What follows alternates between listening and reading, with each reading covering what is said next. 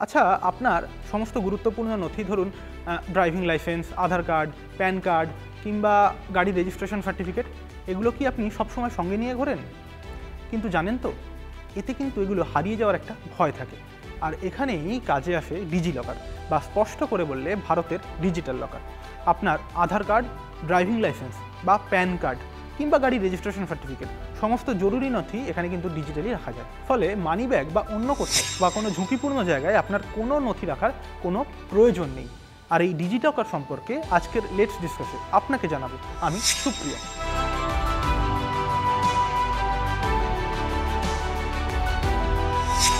ভারত সরকারের ইলেকট্রনিক্স এবং তথ্য প্রযুক্তি মন্ত্রকের এই অ্যাপটি পেপারলেস গভর্নেন্সের লক্ষ্যে একটি বড় পদক্ষেপ। এর মাধ্যমে আপনি ডিজিটালিভাবে আপনার স্কুল কলেজের মার্কশিট, পাসপোর্ট, পরিচয়পত্র সহ বিভিন্ন গুরুত্বপূর্ণ ডকুমেন্ট সেভ করে রাখতে পারবেন।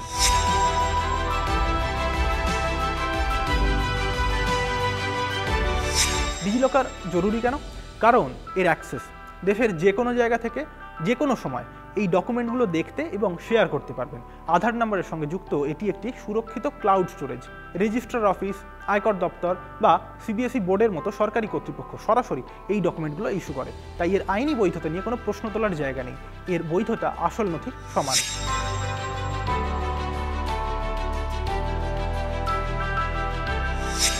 আচ্ছা, আপনি ডিজি লকার তো ফোনে ইনস্টল করলেন, এবার আপনি যদি স্মার্টফোন বদলে ফেলেন তাহলে কি হবে? এই ক্ষেত্রে আপনার স্মার্টফোনের নতুন যে ডিজি লকার অ্যাপ, অর্থাৎ নতুন স্মার্টফোনে যে ডিজি লকার অ্যাপ ইনস্টল করবেন সেখানে আপনাকে শুধু লগ ইন করতে হবে। তাহলেই আপনার পুরনো ফোনে থাকা সমস্ত নথি যেগুলো আপনি ডিজিটালি সেভ করেছিলেন, অর্থাৎ ডিজি লকারে সেভ করেছিলেন, সেগুলো এখানে চলে আসবে। আর এখানেই সমস্ত সরকারি নথি বৈধ এবং সুরক্ষিত দুইভাবেই থাকবে।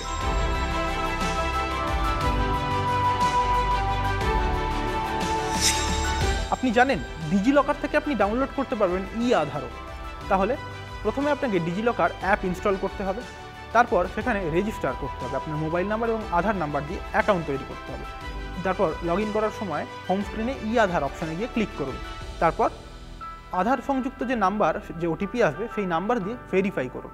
আপনি এরপর সরাসরি ইস্যুড ডকুমেন্ট সেকশনে চলে যান। সেখানেই কিন্তু আপনার আধার দেখা যাবে। এখান থেকে ভিউ বা ডাউনলোড পিডিএফে ক্লিক করলে সহজেই আপনার আধার আপনি ডাউনলোড করে নিতে পারবেন। তার জন্য সবসময় ইউআইডিআই এর ওয়েবসাইটে নির্ভর করতে হবে এমনটা না। এই ডিজিটাল পদ্ধতি শুধু আপনার ব্যক্তিগত নথির সুরক্ষা দেয় এমন নয়, এর সঙ্গে প্রশাসনিক প্রক্রিয়াকেও এটা করে তোলে আরও দ্রুত। ডিজিটাল ইন্ডিয়ার এই উদ্যোগে নাগরিকরা এখন এক নতুন এবং নিরাপদ পরিষেবার সাক্ষী।